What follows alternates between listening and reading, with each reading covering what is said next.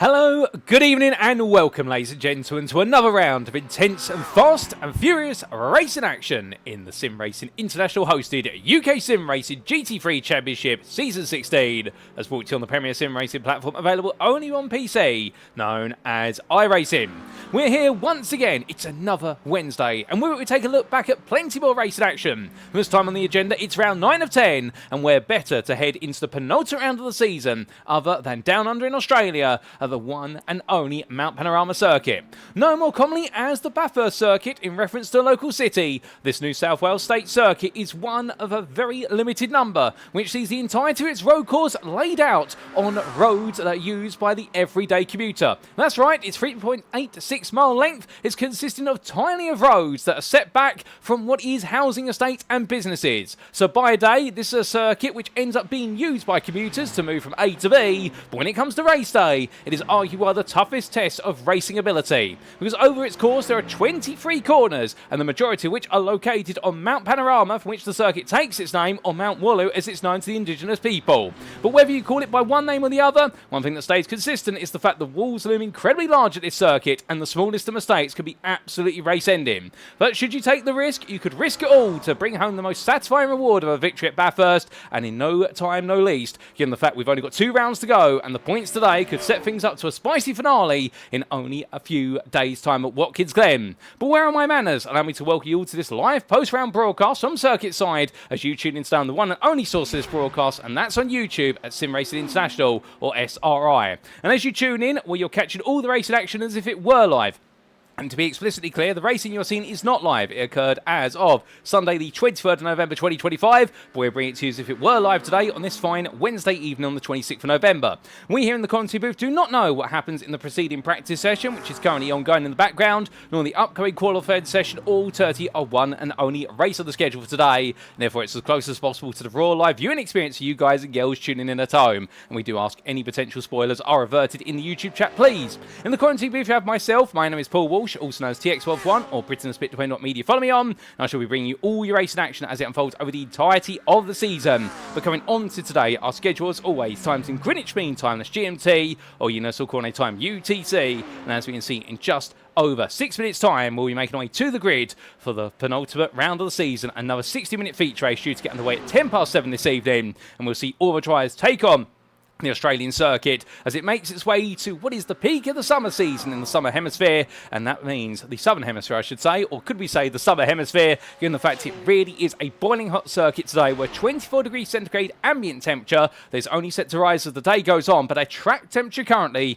of 54 degrees centigrade. Indeed, you could boil an egg on this track surface right now. It's that hot. Okay, perhaps that's an exaggeration, but the point being here, this is going to be arguably the hottest race of the season. I'm not just talking about how close it'll be to the walls, but the track temperature itself. But coming into this round, let's recap the story then after 8 rounds. And as we can see then, we've made our way to round number 9. Last time out, we were in Japan at the Suzuka International Racing Course. And now on the 16th of November, it was absolutely horrendous in terms of the conditions. The rain was absolutely incessant, and with it we got to see some huge surprises. The first one in the elite class, in the ongoing battle of Ford versus Ferrari, Richard Simnor versus Joe Nathan. It was a retirement that shocked everybody for Joe Nathan, and meant that Richard Simnor was able to run away in the atrocious conditions and take victory, and therefore open up his championship lead. Meanwhile, in the pro class, it was the second win of the season for Christer Halsoy, and therefore it means that the championship contention has only tightened as he chases down Mikey Storey and brings Christian Malcharek along with him on the journey.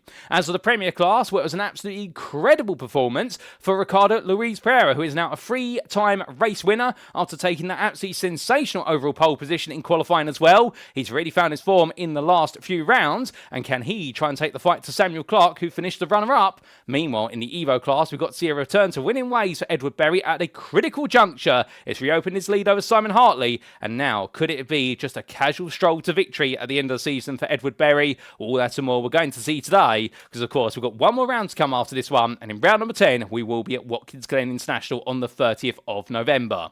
But as for the point standings then coming into this round, where do all our drivers stand? We begin with the Elite Drivers' Championship, and as we can see, with 3 wins, 4 second places and a 6th. A bit of an anomaly result that in round number 2 for Richard Simnor. The DCW Racing driver leads now by 38 points over Rage Against the Game Esports' Joe Nathan, who's non-finished last time out, becomes a drop score. It's consigned as a drop score, and he'll know he needs the ultimate result today of a victory if he wants to bring parity before we head to Watkins Glen. If not, then Richard Simnor will have the advantage going back to the US of A, and therefore for Joe Nathan, it's going to be even more pressure on home soil. Casper Rotner, well, he is in third, and that's the highest he can finish this season. He cannot now mathematically reach the top two, and therefore he's just trying to make sure that nobody catches up to him. He's comfortably in third at the moment by 106 points over Javi Sierra, with the privateer there, yet score another podium, but came close last time out with a fourth place finish. Ryan Davies, he sits a further 22 points behind, not on the grid as of Japan, but the Empire Motorsport driver still ahead of Sean Cotter, who made it his first podium of the season last time out for Cotter Bros and put together an absolutely brilliant drive in the wet. Ashley Coutland had difficulty meanwhile, and it was a non-finish for the privateer, who's looking incredibly quick so far in free practice here in Australia, and right now can he potentially notch another podium on the board, if not a first win. If he can, he'll clear the gap to Andy Jones, who's only behind him based on result countback, and the DCW Racing driver from Wales there then gives way to a further 22 points to Helder Gonzalez for Track 6 Racing, with Raz Harper for DDK Racing Team completing the overall top 10, and that second place last time out, absolutely moving him forward ahead of Philip Schwerker for Venari Racing and Schwerker's teammate Ulrich Scholl. Then coming on to the Pro Class Top 12, and here we can see Mikey Storey still leads. The gap, 40 points. It is incredibly close at the top right now. Those 40 points, that sounds like a lot. But when you consider the way the pendulum momentum has swung so far this season, well, Story has 4 wins to Halsoy's 2, but the problem is right now, it does seem as though Halsoy and many of the other rivals of the Pro Class are all finding their form very late on in the day, and for Mikey Storey, he's trying to stroll to the finish line for Dexterous Motorsports, but many will be wondering whether he needs to hurry up a little bit, as the Track 6 Racing driver tries to bear down on him, and it's only a further 16 points to Christian Malcharek for Mimica MA70 Esports. Then in fourth place, it's Nathan Anstis for UKSimRacing Mansell, who is definitely looking to be formidable at the moment. There's no question about that, as he's ahead of Old Dudes in Cars Blue, Darren Sharples, and Sharples right now looking to be in fine form as well. We then do have UKSimRacing Price Cy Anthony sitting currently in 6th place, but you'll notice there the fact that whilst we do have the growing battle for the top 3 spots of the championship, we shouldn't forget about the fact there's a growing battle as well for 6th all the way through to 8th, with Anthony, Christian Furs and Stephen Donnelly only separated there by 60 points. Outside them, we do have from the Panaspec Motorsports driver and Jesse Motorsports drivers, Jack Barker, a further 24 behind, and not having a happy day at the office last time out and not on the grid today in Australia, wasn't able to make this round, but the Briton is still ahead of Nathan Scott for Empire Motorsport, who completes the top 10. And then we do have Matt Hoyland, who rounds it off in 11th place there for Dexterous Motorsports after his retirement last time out, but ahead of Peter Cox there, who wasn't on the grid for Slow and Steady Racing. In the Premier Class, well, here's a story for you as we see Samuel Clark for District Motorsports. Right now, it looks as though his championship charge, it's holding together, but how much gaffer tape is it being held together with? That's the question. Because he is yet to finish off the podium this season. His consistency has been absolutely incredible to make it podium finishes every step of the way. And therefore, it's going to be very hard to consider what his drop scores will be. Currently, it'll be 2 third places he drops. Ricardo Luis Pereira, meanwhile, has really found absolutely monstrous form as we've made our way into the second half of the season, and those 2 first place in class have been off the back of overall podium finishes as well. The Portuguese driver right now is 34 points behind, and he's only 10 ahead of Hendrik Zilka, who had a huge speed bump in his charge last time out in Japan with a retirement for Old Dudes in Cars Blue. He's ahead of Alan Lever by 84 points. The UKSimRacing Mansell driver finds himself right now holding ground, albeit he's falling away for the top 3, but he's breaking away for the rest of the field. Speaking of which, that's led by JST Motorsports' Joe Sparrow, who sits in 5th on 332 points. He's 62 ahead of Rob Windsor for UKSimRacing Hill. And then Luke Sherlock, who's finally finding some luck as the season's going a little bit deeper. Albeit he traded paint with Jack Barker last time out, but he was able to survive the trade. And with it, he moves to 7th for a 10th place finish, ahead of Richard Jones by 18 points. And it's a further 2 points to Daniel Pays for Old Dudes in Cars. Indeed, it's looking very close between them. It's a further 4 points to Austin Graff for Axis Sim Sports, who hasn't been on the grid since round number 6, and then we do have Ross Young and John Watt completing the top 12 of the Premiers. As for the Evo class then, well, what's the complexion here? We can see then Edward Berry, the UKSimRacing Hill driver, who has absolutely been put to the test. Well, he was put through the ringer and he absolutely delivered last time out in the wet at Suzuka, where many drivers occupied the lead at some point in the race in the Evo class. Edward Berry was the one who occupied it at the most important point, which was at the finish line. He now moves to 616 points versus the 568 of Simon Hartley, way, but the DWR SimCoach Setups driver there with that 6th place finds that his championship charge has slightly stumbled, and therefore he needs to try and get some momentum and get himself back onto the podium, if not an outright win. Jordan Jones, his teammate, sits 46 points behind, with another 2nd place finish there added to his previous 2, and right now the 2nd member of the DWR SimCoach Setups team seems to be in a very happy place. He'll need to be, however, because UKSimRacing Mansell's Richard White is only 10 points behind, and then we have Joel Loudon in 5th for SRI saving privateer Ryan, who struggled in the wet, however was still able to get some points on the board. But the big question mark, Thomas Weston, the privateer, who threw it all away after an incredible pole lap in the class. Unfortunately, the wet conditions got to him, and therefore he wasn't able to land what could have been the win. Instead, it was a 4th place in Japan, and many would wonder if it were not for the retirement 2 rounds ago, which was from the lead of the race, and also that 4th place finish last time out, would he be right at the top, fighting with Edward Berry and Simon Hartley? The mathematics says yes, he would, but unfortunately, whilst he's been very quick over a single lap, the inconsistencies in the race have sometimes blighted him, but let's not take away from the fact he is an ever-present threat for victory. Joe Preston sits behind him then on 340 points, and right now is also in the regions of falling out of mathematical contention for the top 5, but the JST Motorsports driver there is still ahead of Daryl Giacovelli by a comfortable 130 point margin. Matt Skelgay is just behind a further 16 points there for Split Strat Esports in 9th, and it's Darren Giacovelli who completes your top 10. Alex Brown sits 11th for Slimes Day Racing, and it's Paul Maffey who rounds off your top 12 of the Evo class. As for the team championship standings, it's Dexterous Motorsports right now who could seal things with a round to spare, with their 1,420 points to the 1,168 UKSimRacing Mansell, but then the fight for 2nd is intensifying ever still, with DWR with SimCoach Setups, Old Dudes in Cars Blue and UKSimRacing Hill, completing what is a gap between 2nd through to 5th of only the best parts there, if my mental mathematics is absolutely on point, of 174 points. It is incredibly close, and that's before you consider the fact that DCW Racing are only the best part of another 50 points adrift or so, and then we do have JST Motorsports hot on their heels, a further 52 points away, and it's another 60 points to Tractix Racing, where Old Dudes in Cars and SRI Privateers of the Caribbean completing the top 10. Indeed, right now, it seems though we may have a certain championship winner in the team's championship, but who finishes where inside this top 10 is anybody's guess, and that's what we love to see. But what we also love to see is a diagram of the circuit we've raced around today, and of course it is the Mount Panorama circuit, the Fallout, located near the city of Bathurst in the New South Wales state of Australia. A big thank you to iRacing.com, not just for their brilliant simulator, but also the absolutely superb track mats that come with it. And as all our drivers get themselves set to roar the way around here, we won't dwell on it for too long, but one thing's for certain about this wonderful circuit, all these corners are absolutely iconic, and from turns 2 all the way through to 19, all the way from Griffin's Bend to Forest Elbows exit, it is going to be tight, overtaking is going to be nigh impossible, and it's all going to be about keeping your cool under pressure.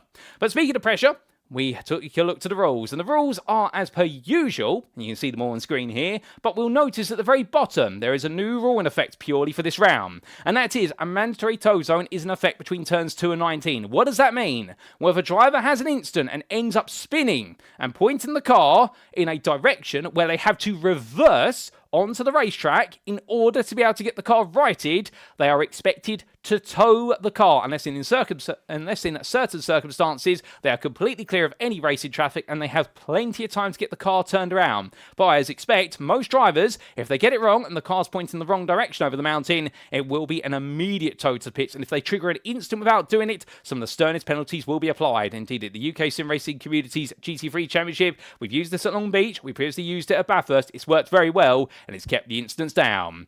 But without further ado, ladies and gentlemen, let's make our way back to circuit side, and in good time, because all drivers are making their way to the grid, and as they do so, well, how do they all line up then for our penultimate round of the season? Here we see that grid, and we can see starts on pole position for the first time this season for round number 9 of season 16 of the SRI UKSimRacing GT3 Championship. It is Ashley Coupland who takes pole position for Relentless Racing by 2.5 tenths over Richard Simnor for DCW Racing. From the elite front row, it's then Sean Cotter who lines up just behind a further 4 attempts adrift, and he is ahead there of Evo pole sitter. My good lord, I don't know what that man had for breakfast. Thomas Weston putting it on Evo pole in his highest ever qualified position of a 4th place. That's absolutely impressive. He was 300ths faster. Joe Nathan, one of the main elite championship contenders, And the Rage Against the Game esports driver there, well, he'll be wondering exactly how Tom Weston put himself between what is him and also the top three. And then we see started in 6th place there, UKSimRacing Price's Cy Anthony, who takes his first pro pole position of the season. It then comes to the premier pole position of Ricardo Luis Pereira. However, the SRI Privateers of the Caribbean driver has some company in class today on that full throw of the grid in the form of Alan Lever, who was only 33 thousandths behind him for UKSimRacing Mansell. Casper Rotner starts in 9th for Old Dudes in Cars, ahead of Daniel Pays, his teammate. And then we do see outside the top 10, let's not forget about them, starting 11th, Christer Halsoy for Tractix Racing, ahead of UKSimRacing Mansell's Nathan Anstis. And then we do have Samuel Clark, Premier Championship leader, starting in 4th place in class, 13th overall for Dexterous Motorsports. And again, right now we're chasing a podium to try and consolidate his lead, ahead of Pro Championship leader Mikey Storey, who today starts in 4th in class as well for Dexterous Motorsports, alongside his teammate. And boy, that wasn't scripted, I can tell you that. But right now, Storey will be hoping to move on to the podium quicker than most. Hendrik Zilka starts this one in 15th for Old Dudes in Cars Blue, ahead of teammate Darren Sharples. They come in packs here, and Sharples then in 16th will give way to Luke Sherlock, who has his best qualifying performance of the season, starting 17th. Well done to the Briton there, and he's going to be looking forward from there.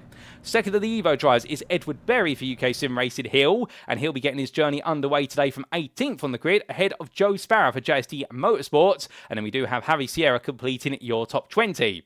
Behind the elite driver, we then got in 21st place. It will be Simon Hartley for DWR with SimCoach Setups. He's ahead of his teammate, Julian Jones, who starts 22nd. And it's Rob Windsor, who begins the day in 23rd for UKSimRacing Hill, ahead of James Connolly, his teammate, who joins him on the 12th row of the grid. And then we do have Joseph Preston, 25th for JST Motorsports, ahead of Alex Brown for Slow and Steady Racing, with Shane Connor, line up 27th for Connor Bros, ahead of Joel Loudon for SRI with Same Privateer Ryan.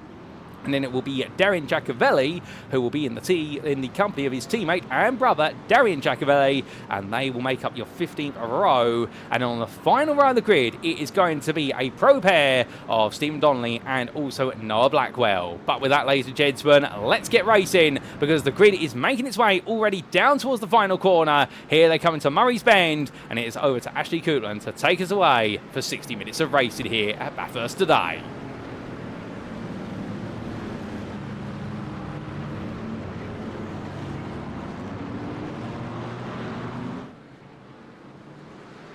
And it's lights out, away we go here as Ashley Cooper gets the hammer down and goes roaring up towards turn number 1. And as he does so, it's a quick start there, and you can see Richard Simnor immediately looking around the outside, but can't quite find a way through. So therefore he's going to have to be patient, no doubt about it, as these drivers are all the way up the hill for the first time of asking. And right now, everybody get themselves very much in the thick of it, as all the drivers have survived the opening corner, which is always great to see. But as they head in towards turn number 2 into Griffin's Bend, now this is where we're going to start to see things take a turn. But how will they turn? That's the big question, as all drivers now make the way through, and it's looking as though it's quite comfortable right now for Thomas Weston, who's looking quite safe as he brings himself into contention. And these drivers all pushing their way up the hill, as they do right now, our drivers all safely through the opening couple of corners. And once they make the way over the rise, well, we do see Cy Anthony just clearing Ricardo Luis Pereira and Alan Lever, as meanwhile Alan Lever goes side by side here with Casper Brotner. There's a bit of an instant further down. Oh my goodness, Alan Lever into the barrier there, big shot sideways into the wall coming out of quarry, and well, that's going to shake the car around, but will it leave him shaken and stirred, as he's got teammate Nathan Anstis right behind him right now. But I can imagine Anstis will be looking at this and thinking, okay Alan, I'm going to need you to step aside, because this is not ideal. And indeed, making a whack to the wall like that is never ideal here in Australia. But as these drivers make the one down right now, it looks like Alan Lever's been able to get the car back together, but I wonder for how long. As they come over in towards what will be Forest Elbow, or a bit further back, we can see Edward Berry keeping his cool and carried on, as he's kept a bit of distance to Simon Hartley. And Simon Hartley has Rob Windsor for close company there in the 2 McLarens, as they break the way through the hairpin at turn number 18 and make the way onto the back stretch. But everyone so far mostly safely through. We have had a bit of drama for Alex Brown, and we have had 4 non-starters to this race. In fact, Shane Connor, I think, has had to tow to the pits and wipe the out, but Stephen Donnelly, Noah Blackwell and James Conley have all non-started. And that's a surprise. We'll try and get the story on that when we can. But meanwhile, we do look here to Nathan Anstis, who's keeping himself in contention, as he's got past Alan Lever, so Alan's let that go, and understandably so. But now he'll try and make a bit of a rolling roadblock here as Daniel Pace comes down. But in fact, Alan Lever there into the pits. I suspect the damage on the car right now has mandated a meatball flag, which we can't quite see on the timing tower. But I would imagine that big knock has in fact put him onto a 2-stop strategy, and that's not ideal whatsoever, because everyone else will be on the 1-stop. But after one lap of racing, it's Ashley Coutland who still leads. Elite and overall ahead of Richard Simnor, who's 4 tenths behind. Next, Sean Connor in third, ahead of Thomas Weston, your Evo leader, who right now continues to push his way onwards in the Ferrari 296. He's going to be wearing shades. He's got a pair of Ray-Bans painted on the side of the car there in terms of the sponsor's logo, and he's looking absolutely cool in that car, no doubt about it. Joe Nathan, well, fellow Ferrari driver, elite fourth place driver, will not be happy at this. He'll be wanting to try and find his way through quicker than most, because the problem is Richard Simnor is gradually stepping away. As Cy Anthony, your pro leader, sits in 6th at the moment, and he's not making any progress, but to be fair, he's not making any regression either, and he's not under pressure from a fellow pro driver for the time, because behind him is your Premier leader Ricardo Luis Pereira in 7th place, ahead of Casper Brotner, and you do have Nathan Anstis and Daniel Pays completing your top 10, when the old dudes in cars drive them being followed up by Mikey Storey. So it's been a relatively late start for many drivers, although we have had some calamity for 1 or 2 out there. We'll try and understand what's happened, particularly for Shane Connor and Alex Brown. They've both come to blows, and in fact Alex Brown has had to retire from the race, and Shane Connor as well. So therefore we can confirm that James Conley in fact has made his way out onto circuit. However, we believe that James Conley has started from the pit lane and started effectively a lap down as a result, so he's now just bringing himself into this race. And it's good to see him out there, even if the team have been having difficulties with the car all race day. He's out there right now in the Premier Ferrari for UKSimRacing, and well, we're very happy to see him on the grid, even if it has not been a great start. But as he starts to build up a bit of momentum, well, we do look back up the order. We look at some other AMs, including Joseph Preston there, and Preston right now in a bit of a lonely running order. But as we do say hello to a few of you in the YouTube chat, including Real Bottle Job or Jack Barker there, who missed the round but is very happy to be tuning in and see what we missed out on. We also say hello there to Alex Brown, and I hope you're doing well, Alex. We also say hello to AC Sim Racing there, and also there to Budget Racing Noob 1200, also known as Unlever, who says, didn't realise I'd hit it that early in the corner. He's trying to stay left and not wipe Casper out, and in the end, well, staying left has come with a bit of a cost. But meanwhile, speaking of costs here, this is side by side between what is none other Christer Halsoy and Samuel Clark.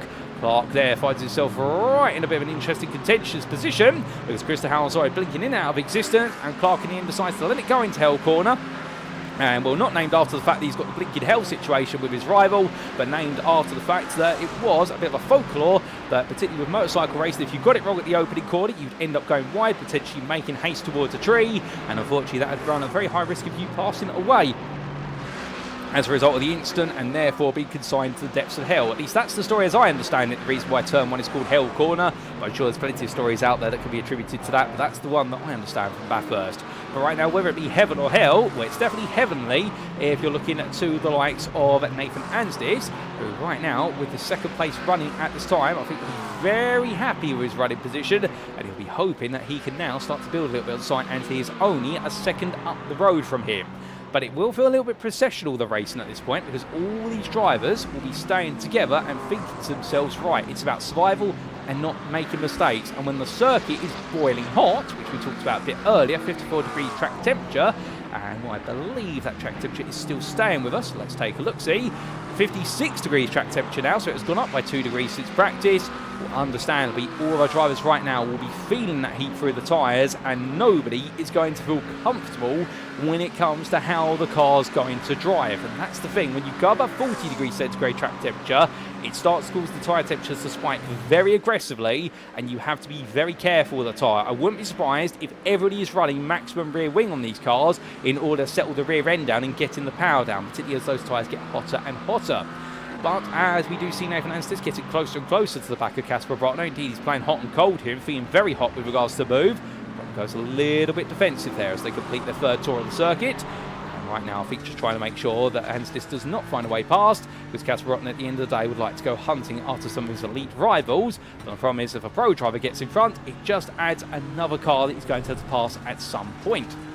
Now, at some point, we do need to take a look back at some of the boats from the very start of the race. We will do so, as we see the rider board looking back from the rear of the BMW M4, the 327 Brotner. As he heads up the rise, we'll leave it there for a brief moment. There's not too much pressure, and all these drivers right now continue to poke and probe. We do take a look back in time then at some of the moments early on in the race, and particularly towards the race start.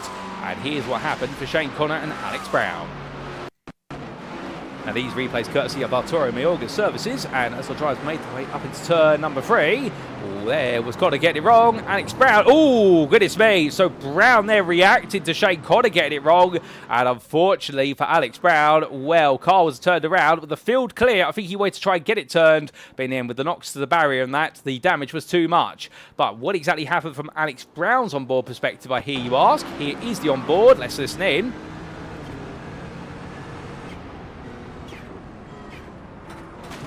We'll break it very early there and try to be sensitive to what was going wrong for Shane Cotter. You could understand what Alex was trying to do, but unfortunately the McLaren that's coming up behind him did not expect Alex to break that early. And well, that's not pointing the finger at Alex, to be very clear, ladies and gents, but that's why there was contact, and Alex Brown sent on the round after being respectful to what went wrong for Shane Cotter. It's a bit of a gutting incident there, and you have to understand if he could be a little bit frustrated with that one.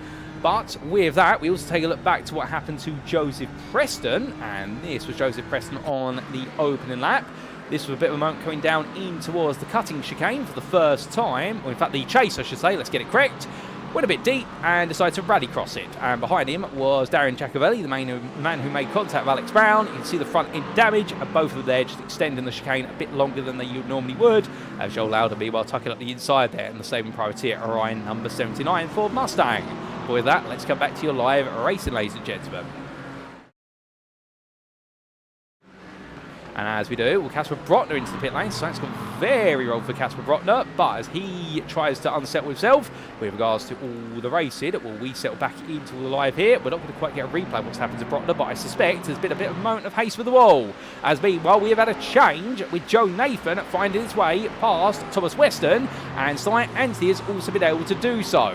So right now, these drivers, they've swapped places around. Weston, to be fair, he could afford to lose these places. He doesn't need to finish ahead of a whole host of Pro, Elite and Premier drivers in order to be able to take an Evo win. He's already got that effectively on the cards here, given where he's currently sat in the running order, but understandably, I think he'd like to prove to himself here that he can land a top 10 overall.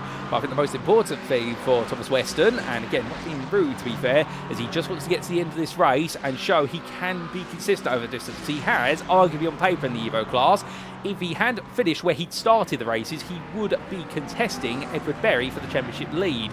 However, given the pole laps he's put together and then how the race results have played out, and to be fair, some of the incidents have not been his fault, he's sometimes been the victim of circumstance, but as a driver, that does get into your head a little bit here, but that's why he's an Evo driver. He's learning, and that's the main thing for our Evo drivers. They all build up their experience. Some Evo drivers are lightning quick, and they just want to try and establish some consistency. Others are at the opposite end of the spectrum. They've got the consistency, but they need to find the pace. It's all differences between those Evo drivers. And when you start to move your way up the ranks, that's where we see everyone start to level out. So when you look to the likes of your Premier drivers, with Carl Luis Pera being your Premier leader at the moment, who's right behind Thomas Weston, you would argue you have a bit of a similar situation there in the second of our classes, whereby you normally have Premier drivers who are a little bit quicker on pace. Some will be a bit less consistent than others, but they start to match up in consistency, and it all comes down to pace differentials.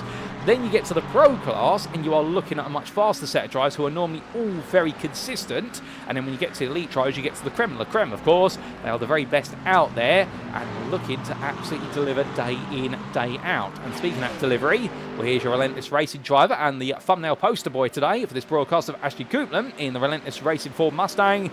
And unfortunately, he's been relentlessly chased by Richard Simnor, who is not giving any breathing room to him. And I think Simnor right now playing the mind games here of keep the pressure on. But speaking of a bit of pressure, Carl Luis Pera looks up the inside there. It's Griffin's Bend. Puts some pressure on Thomas Weston to let it go. Weston does. And here comes Nathan Anstis as well. So Anstis looking for a way through. And in the end, Weston lets both places go there. I think being very sensible. I think he's got his smart head screwed on here. Has Weston, and Anstis meanwhile now moving forward. Wants to chase down Cy Anthony for the win of this race. As they all come on through, and we do say hello there. We can confirm that AC SimRacing's Ash Coupland. Thank you, good sir, and I hope you're doing well, Ash. And we also say hello there to none other than Samuel Clark, who enjoyed the race at the time and seems to be enjoying himself right now as he chases Christer Halsoy, and he has got a 3-second gap to third place Premier Man of Hendrik Zilka, who we haven't really talked about, so let's talk a little bit about him here as we look to your class positions at the moment. And the old dudes in cars Mercedes driver here, I think, is looking for a bit of redemption today. He was looking quite good at Suzuka until it all went wrong, went into the wall. And, well, in the end, the car had to be scrapped, essentially. There was no way they could get it repaired. Darren Darren Sharples is behind him, his teammates. They're trying to work together in their respective Mercedes. But Suzuka is definitely right now in a happier day in the office, as is this man. Now, you can tell me, ladies and gentlemen, the last time we saw Luke Sherlock inside the top 5 of a Premier running order in a race, and he has not been involved in an instant in the opening 5 laps. The answer to it is that, and this is not to belittle him, we've not seen that all season for Luke Sherlock. And right now, the Pennzoil Privateer in the BMW M4 running that iconic livery from the 90s era of the JGTC, the Japanese GT Championship Series, which gave way to Super GT, of course, in the noughties era, if my memory serves me correctly, of Japanese motorsport. Well, right now, Luke Sherlock channeling his inner Nissan Skyline R34, if I remember correctly, the GT3 edition.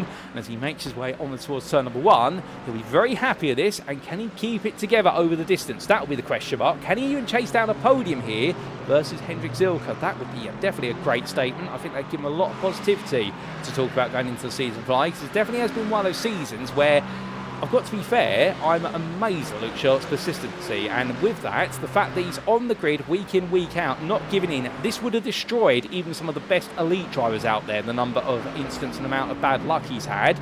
But somehow Luke has been able to keep it together every time, and well, I'll be honest, his resilience is definitely a story of this season. His mental resilience could be learned from some of the very best motorsport racing drivers out there in both real life and the simulator.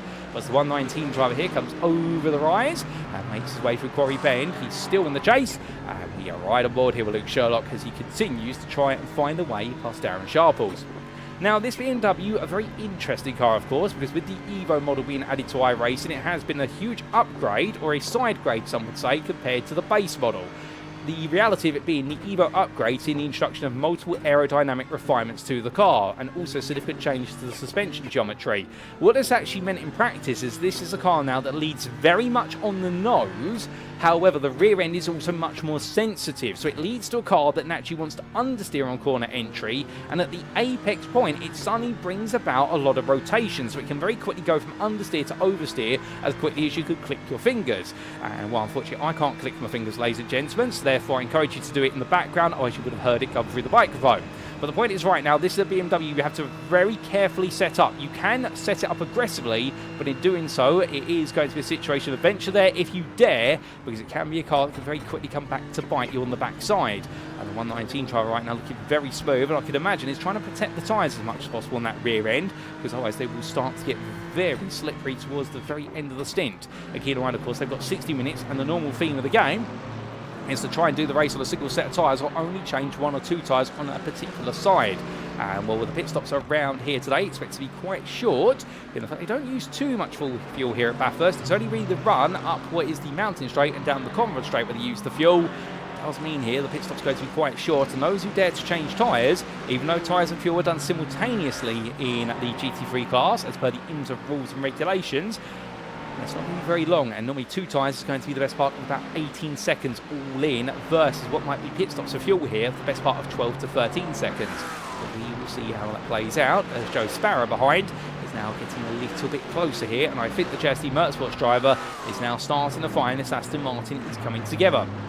And the thing with the Aston Martin, the V8 Vantage Evo, we have seen since its arrival on the grid as a Season 16 in the UKSimRacing GT3 Championship, hosted by SimRacing International, is that it's a car that does very well over the longer distance. It's not a one-lap pace car. It does struggle for one-lap pace, particularly after the balance of performance update that we saw going into round number 4, where it had some of its top-end speed taken away, because otherwise it was almost as competitive as the BMWs and the Mercedes on the straights, and only the Ford Mustang was outpacing it.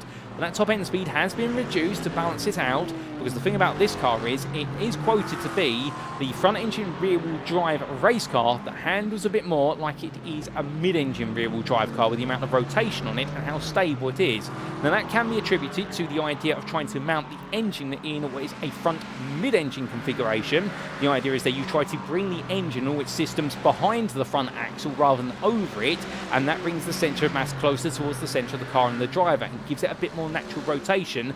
Indeed, just the central centre of mass is the main goal, and it is something that many manufacturers have worked on over the years their GT3 class machinery, and we've seen it more and more. For example, with the likes of Lexus's upcoming entry, the LFR GT3, that may run under the Toyota badge in 2027, most likely in GT3 racing, where they have tried to mount the engine behind the front axle and as close as possible to the driver, the same as what you see on the Mercedes SLS and now the Mercedes AMG Evo, and we do have one of those on the grid, multiple of those on the grid, including Javi Sierras, and indeed this being the baseline car which Toyota and Lexus actually used as their prototype bases for the Lexus LFR. If you're intrigued in the fact that Toyota Gazoo Racing did run one of these in the GT World Challenge Asia series, if my memory serves me correctly, and they did that intentionally to try and get as much data as possible to build their own Lexus LFR GT3. But as we come from what's going on in the real world of GT3 into what's going on here right now, no major changes at this time. Although it must be said there has been an incident for Daniel Pace, who has had to tow to the pits as a result of it. We're going to get a replay of that very shortly, but everyone's still staying comfortably together here. And it is the game of survival at the moment at Bathurst, to try and prove yourself the king of the mountain at the very end of it. Indeed, very Game of Thrones-esque here, where it's all about survival in that TV series. But here right now, on your TV screens, it's about surviving, running over the mountain. And it all went wrong in the game of survival for Daniel Pace. But exactly how did it go wrong on lap number 6? Well, here's a replay to explain. So taking a look back in time, this was Pace versus Christer Halsoy, I believe. Halsoy at the inside, under braking. Pace turned in there. Halsoy was on his inside, and oh my goodness, the car falling to pieces there as it hit the tyre barrier, and thankfully rolling back across the road there before everyone else came into the path of it and were off the racing line, and well, in the end tried to get out the car, and I think having to take his time. But let's take a look back at that from Halsoy's perspective as he made his way on in. So looking up the inside here, let's listen. Went for the move, a bit of side contact there. Now, I would imagine from Christer Halsoy's perspective, he would argue, well, I was there, I'd made the move stick, and therefore, why did he turn in on me? Arguably, meanwhile, I think Pace would argue that perhaps Halsoy was a little bit adventurous with that one. But, well, it's 2 of one and 1 of the other, as we also come back to what happened to Alan Lever only a lap later. This was Lever making his way around, as that was Giacovelli getting it very wrong. And well, Lever tried to go around the outside. And that's brave. My good Lord, Alan. That is incredibly brave. You don't normally do that. And well, coming for return about 8 to 9. He paid the price for it. And the car had to be towed to the pits immediately there. Here was the on board for Alan Lever. And goodness me, this is not one for the faint-hearted, ladies and gentlemen. So through the corner, tries to go around the outside at 8. Carries all the speed, and then suddenly realises he's carried about 15 miles an hour too much. Comes across the front of Giacovelli there and almost gets clipped by the front bumper of Giacovelli. And for Lever, it was all over in the flash of 5 seconds as we head back to your live racing. And as we come back, well, here is the onboard with Javi Sierra, who's right now still in control of his car and his position out of the circuit as he continues to push his way on around. Right now, in terms of where he is in the overall running order, as we look back to the overall standings, he's currently in 16th place. Well, he's looking quite happy. But meanwhile, whilst all that's going on, we take a look a bit further back. Here is Jordan Jones, and Jones has pitted quite recently, so he's decided to get his pit stop out the way sooner rather than later. And I think that might be a smart move there for Jordan Jones, and indeed several tries. I've gone for pit stops quite early here today. I think to buy themselves plenty of clear track and not have any traffic, and there is a bit of logic in this. The logic being, well, hold the phone on that. That's Javi Sierra into the barrier. That's coming up with Philamy Park. What on earth's happened to Javi Sierra? We're going to have to get a replay of that when we can. That's the privateer in our ears. But the point being, what we were trying to say, well, Javi Sierra interrupted us there with an absolutely horrendous incident, which we'll get the feed on shortly, is the idea that if you feel you've got the pace, and you'll say Richard Simnor, for example, where you're caught behind the driver, but perhaps a couple of attempts closer, so really within 3 to 4 attempts, if you think you've got the pace and you don't want to run in that dirty air all the time, what you can do is you could essentially pit, and given the amount of time you spend in the pit lane, particularly if you're in the mid-pack, you might be able to come out in clear traffic all the way at the back of the field, and then just simply find a way to leap ahead. Of course, the offset to that is the fact if you do find traffic, then suddenly all the time you tried to gain may potentially be squandered in the fact you're potentially going to come up behind somebody who is more, well, is not as quick as you, and that's a definite because you'll be coming up towards the rear of the field. And likes of Richard Simnor and Ashley Kootman are not pitted for that sole purpose. What Simnor can do here to try and offset the difficulties of dirty air is just back off, lift and coast a bit more, and let the gap get to about 6 to 7 attempts and hold it there on average, and that way he gets the effects of the dirty air, but he also gets the effects of the tow. The dirty air is not as pronounced, and that will just make him feel a bit more comfortable, And in this position, what he's doing constantly is he's just saving fuel off the back of the 364, and therefore you can imagine he'll try and go for the undercut in the pits or the leapfrog, depending on how you want to name it, where he just simply spends a lot less time putting fuel in the car if they both pit at the same time, and suddenly he'll emerge the leader of the race, or that's going to be his intended target. But coming from them, back to Cy Anthony. Well, Anthony right now still your pro leader, 5th overall. Ricardo Luis Pereira acted as the referee between himself and Nathan Anstis. The Premier leader right now, I think, very eager to try and clear Anthony. He's getting very close there as they make the way down through the dipper. Well, the SRI Priorities, the Caribbean driver, seems to be very happy in this Aston Martin. It has been one of those cars that a lot of drivers have gone to because of the fact it's quite an easy car to drive. Well, the downside of it, of course, is because it's very new on the simulator, there's not many setups available for those who opt to use setup shops versus those who like to make their own setups, and there's plenty in between.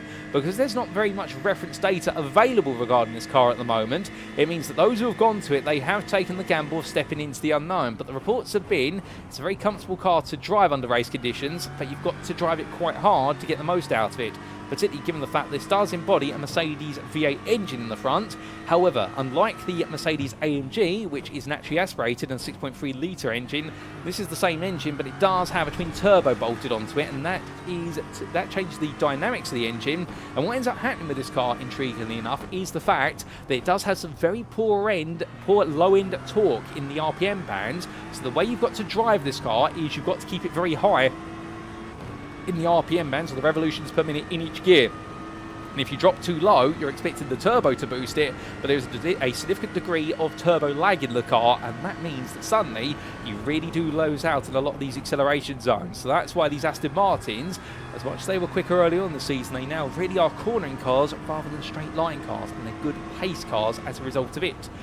Luis Pereira right now staying nice and close here, just keeping that mental pressure on Cy Anthony. Stepping a little bit deep there as he comes through the cutting, but Anthony gets it back together in the McLaren. Well, no change at the moment, but you can see the body language of Anthony's car. That rear end on the McLaren is starting to slide a little bit, as we would expect. Mid-engine rear-wheel drive, all the weight is over the rear, and therefore those rear tyres have got the majority of the work to do. But Luis Pereira looking much more consistent by comparison, and Cy Anthony driving a little bit on edge here at this point, as they come on down in towards the dipper once again. But through that, well, we take a look away from them to a bit further down the order, because in second in Evo, it is Edward Berry, but 6.6 seconds behind him is Simon Hartley, who has recently found his way ahead of Rob Windsor, and he hopes to keep it that way, as Rob Windsor, meanwhile, has found his way past Joseph Preston. So it's all changed between these drivers, and Rob Windsor right now really the wolf amongst the sheep, where he is the Premier driver in amongst the Evo drivers. Not quite able to make any switches here. I think he'd like to pass Hartley, but the problem is Joseph Preston's keeping him honest, and that's leading to a bit of a back and forth, as Mikey Storey, meanwhile, Storey here making his way around, and well, he decided to take a pit stop quite early. Storey has come back out in 5th place in the Pro class, but also in 20th place overall. Now, unless we've missed something with the Atrocious Motorsports driver, we've had a bit of a run-in with a wall. Well, he's had that pit stop quite early, and this pit stop has actually pushed him backwards. But Nathan Anstis is into the pit lane. I think it is just how wide the pit window is here for so many drivers, but he comes on in from second in Pro. This could be a very important pit stop if he wants to chase down the win today, because Cy Anthony stays out. And Anstis right now, we will see where he fits back into the running order, the jigsaw pieces, as the car parks up there. And as he does, well, drivers coming through, including Darren Sharples and Luke Sherlock and Joe Sparrow. They'll make their way on past. Up the hill they begins to go. Nathan Anstis still being serviced. And well, a bit further back, Edward Berry and Simon Hartley have made the way past, as has Rob Windsor. And it does seem as at the moment, it is still the situation whereby Nathan Anstis is in the pits. In fact, he's had a relatively long pit stop, Anstis, 19 seconds, compared to a lot of shorter pit stops for drivers. It could be that Anstis has decided he needs to change some tyres. He doesn't want to risk running on the same set of tyres the entire race. And well, if so, what tyres would he have changed? Well, he would have changed, based on the fact that this circuit runs anti-clockwise, he would have changed the right-hand side tyres that do more work than left-hand side tyres over the distance. And you have a lot of high-load left-hand corners over the mountain, and that's why he'll need to change them. So Anstis here will sacrifice some time with the aim of gaining deeper on. I wonder if Cy Anthony will do the same, or whether he will decide just to put the fuel in the car and go with the tyres, and therefore save some time in the pit lane. it does come with its own risks in the fact that these tyres are definitely going to be absolutely boiling by the end of this race. Even fresh ones will be worn down as Mikey Storey goes up the inside there of Darren Giacovelli. A risky place to do it, coming from the cutting in towards Quarry Bend. But Storey there evaluates the risks and knows it's worth the reward, and he makes his way up another position. But meanwhile, we need to make our way back in time to what happened to Javi Sierra. This was a big moment for Javi Sierra earlier on, and here's replay to explain, ladies and gentlemen.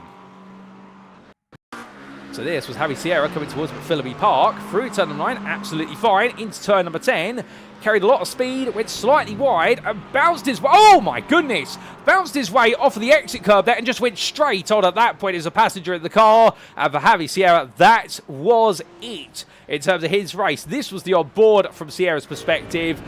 Just listen in, ladies and gentlemen.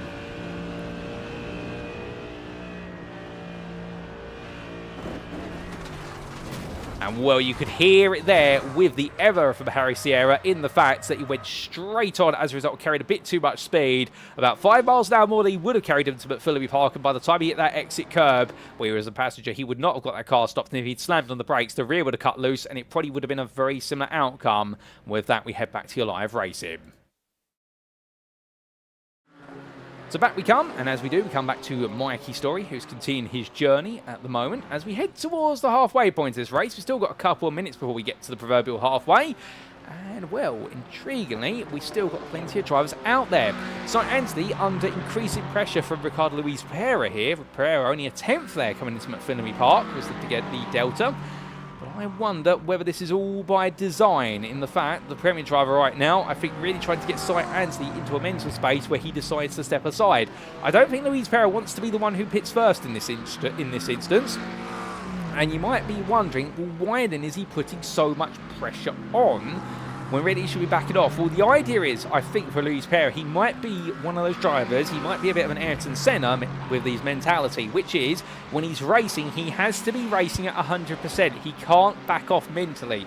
When you do, it does things to some drivers mentally. And, well, if you want to talk about the late great Ayrton Senna, one of the things that he openly commented on was the fact that if he was told to slow down and he started to tweak things, even by 1 or 2%, he started making mistakes. He's one of those drivers, you just have to leave him to it. And I think Luis Pereira is one of those as well. Given his performances recently, I think he's just completely forgot about thinking about the racing and has just decided to go with what feels natural. And that's why you've seen him come so far up the order in the last 3 rounds, because he is just dialed in. It really is a rebirth of the Portuguese driver ever since Interlagos, and right now we can't blame him. So what he's trying to do, by being such an obscene presence behind the UKSimRacing McLaren St. Anthony, he's trying to get the UKSimRacing Price drivers to keep looking in his mirrors and think, you know what, I don't want to deal with this anymore because I'm just going to make a mistake soon, and he will just come into the pits as a result. So that is the full process there of putting so much mental pressure on, even when it's with a driver in a different class.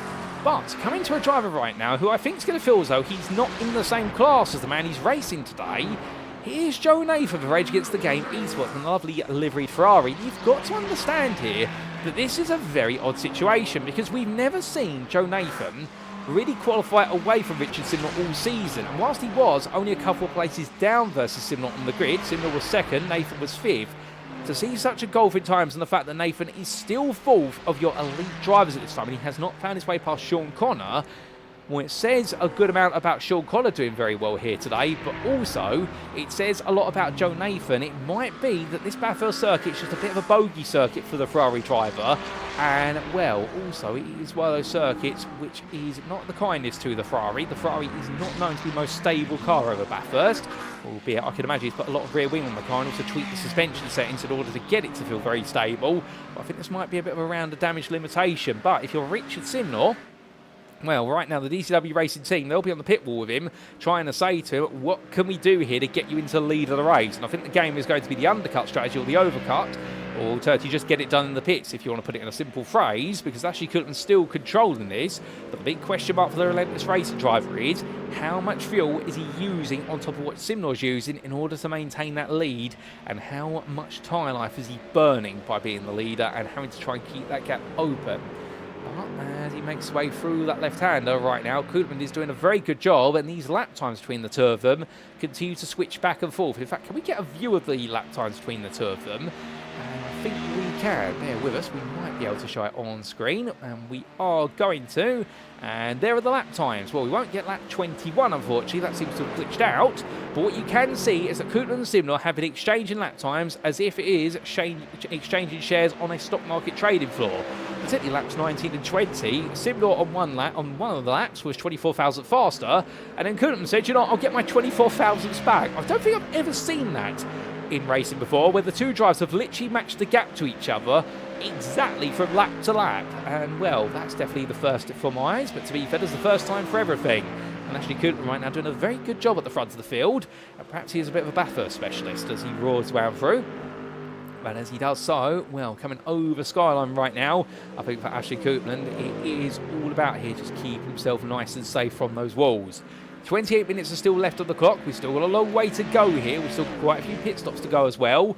We've got Darren Giacovelli and also Javi Sierra both in the pit lane, both with damage on their cars. So things have not gone right for them. And understandably, I think they might be a little bit upset about that, in the fact that for the Giacovelli racing team, things have not come together for one of their two drivers. As we come back to Jordan Jones, he chased after Joe Sparrow, and right now it's Aston Martin chases Aston Martin, Evo driver chasing Premier driver. They both pitted, and Sparrow in his pit stop actually spent a lot more time in the pits, the best part of 21.5 seconds. I think that's for extra fuel, plus also for some tyres to be changed in the car. And I think that's been with the intent of trying to give himself a bit of life into the race distance. Meanwhile, Mikey Storey, he's still in a bit of a lonely 5th place in Pro. And, well, if things were to finish as they currently stand going into the season finale, Storey would still be your leader. Christer Halsoy would drop the gap down, and he would reduce the gap by about 15 points if all the drop scores in my mind are correct. So Storey would still have quite a comfortable advantage, and know that the pressure is on Halsoy to really dominate the proceedings at Watkins Glen. And, well, Watkins Glen being a circuit that definitely favours cars with a little bit more power. It is a flow circuit, but it's also got a lot of long acceleration zones. So therefore this BMW M4 will feel quite happy with regards to where it's going next. Albeit right now, I think for Mikey Storey, this is really around. He just wants to make sure he finishes it and gets those points in the bag. He'll most likely consign himself to a drop score. I don't think he'll be very upset about that, given the fact there's more to come. Speaking of things to come, neither one of these two drivers have yet to come into the pits. Sainz and Ricardo Luis Perez still together as we look back for the rear of the 227 McLaren 720S. And powering its way out there of the cutting. You may have heard briefly the engine actually cut out, and that is in reference to the traction control kicking in for a brief moment. The traction control, of course, dumbing down or reducing the amount of power that goes through the rear wheels. So essentially, it cuts the engine power to the rear wheels for a brief period of time, and that is because the car's sliding around there, coming out of what is the cutting at turn number 4.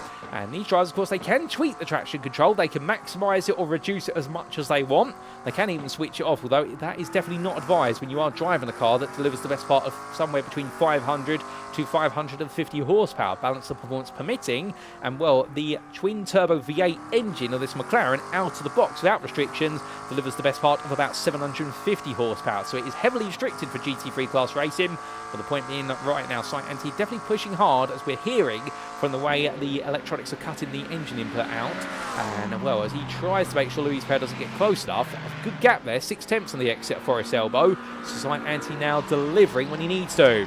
But speaking of delivery, they deliver themselves up onto the pits. Here come your overall leaders. And in the elite class, Ashley Coulthard comes on in ahead of Richard Simnor. But now, can Richard Simnor turn the screw here and leap ahead as they both come to a stop? And Ashley Coulthard pulls in and then pulls back out here. I think he's decided that actually he doesn't want to make haste to the rear of Javi Sierra's car. As he makes his way along, both drivers are looking to find their pit stalls. But they eventually do. Ricardo Luis Perez stays out there to go on to lead a lap. But otherwise, everybody else is making their way to the pit lane. Apart from our Premier drivers, it would seem that Samuel Clark stays out there. But what's happening between Coulthard and also Simnor in the pit lane as Christer Halsoy goes on? And as they both sit there, you can see Simnor's car up on the jacks. They are changing the tyre, at least, on the DCW racing car. Coulthard, meanwhile, is just staying there. Richard Simnor comes down off the jacks. And in the end, Simnor makes his way out, and he does get ahead of Ashley Coulthard. So the fuel saving has worked out. It is 1.5 seconds advantage in the pit lane to Richard Simnor. And that 1.5 seconds seconds is all he needed to now become our new strategic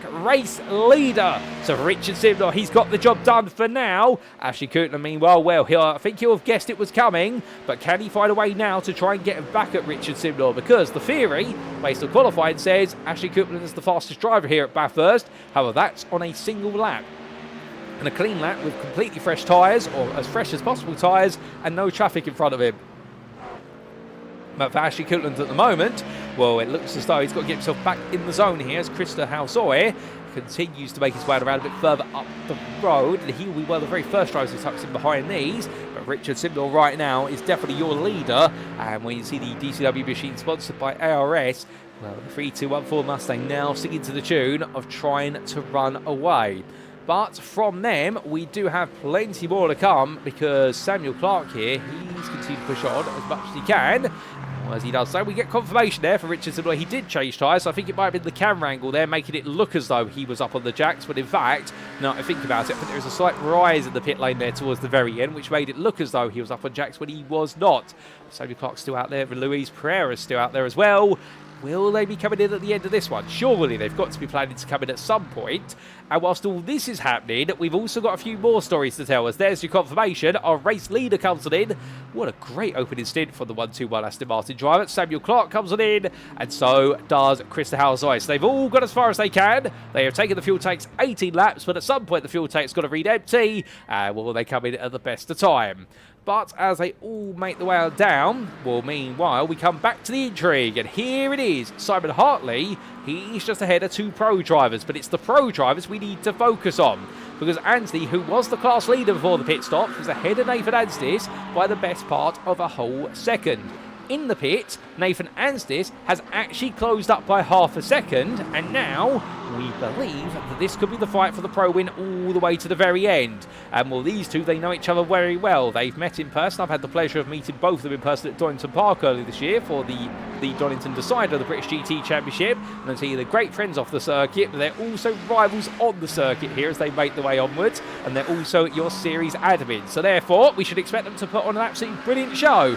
Am I right? No pressure, gentlemen, as they make their way up the hill. And well, as they do, looking behind, here's also another change of foot, because Ricardo Louise Parrott and Samuel Clark are much closer together. And Samuel Clark has actually gained on the leader by the best part of 5 seconds in the pit lane. So it's all now building up here towards a crescendo. So was that a wobble there? Yes, it was. Louise Parrott with some oversteer coming out of Griffin's Bend. And it's going to be Clark around the outside. Clark goes on the attack. Here we go, in towards the cutting. And in the end of it, Carl Louise Parrott holds on, but just enough of that one as we jump on board with your second place driver in the Premier class right now. And the gloves are off here. Samuel Clark's been building, and he knows if he can take the win here today, it is going to put him in the favourite position at Watkins Glen. But he's so close right now, he could reach out and touch the leader. But the thing is, if he did so, he'd be picking up a £20,000 fine from the FIA for touching the rear wing. And as they make the way over the crest, coming through Skyline, we're heading towards the dipper here. Samuel Clark right now has got to find a magical way past. If he can't, then it will be in arrears as they come down and through the corners.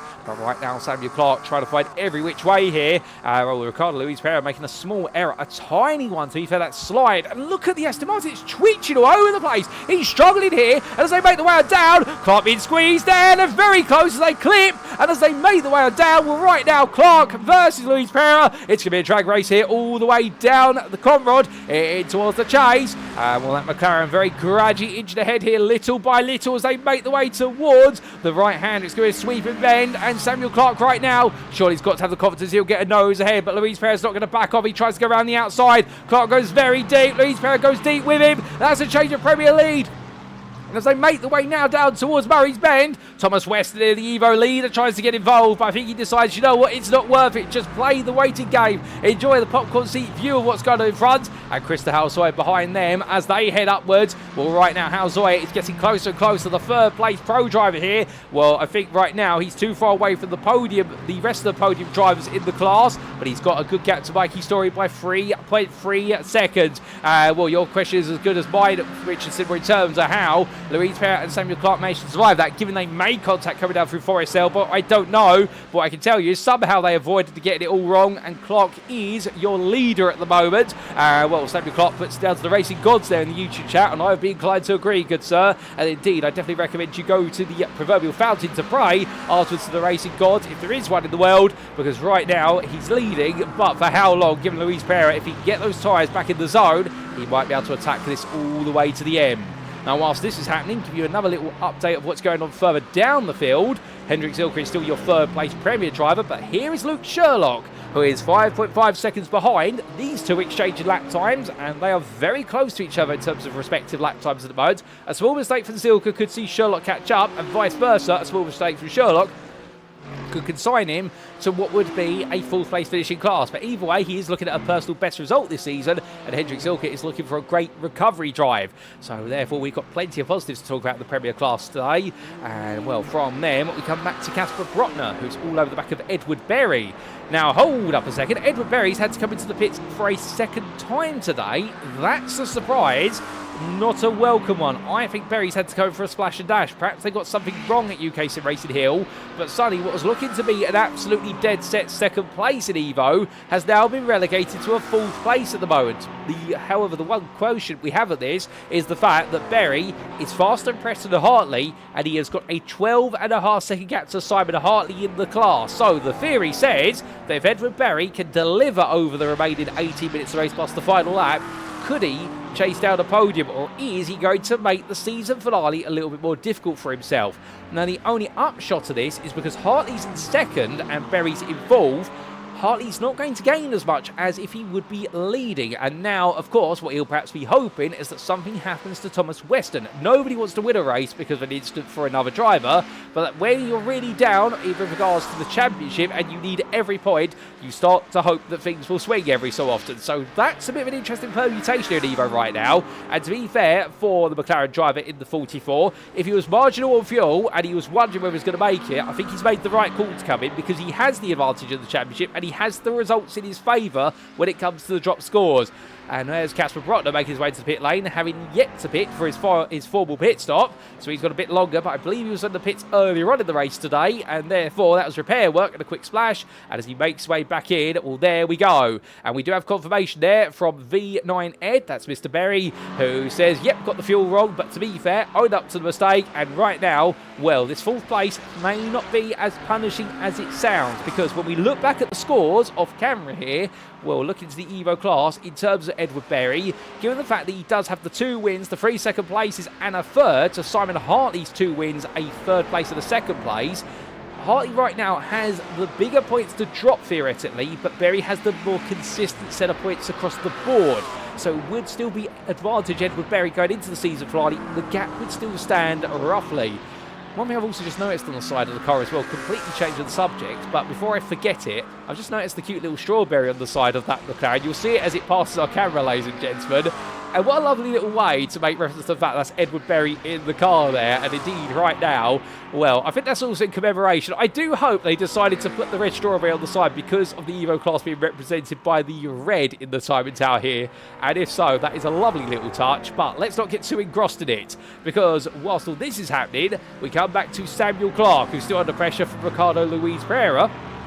And well, as these drivers make the way up the hill right now, it's still Luis Pereira looking to go on the attack.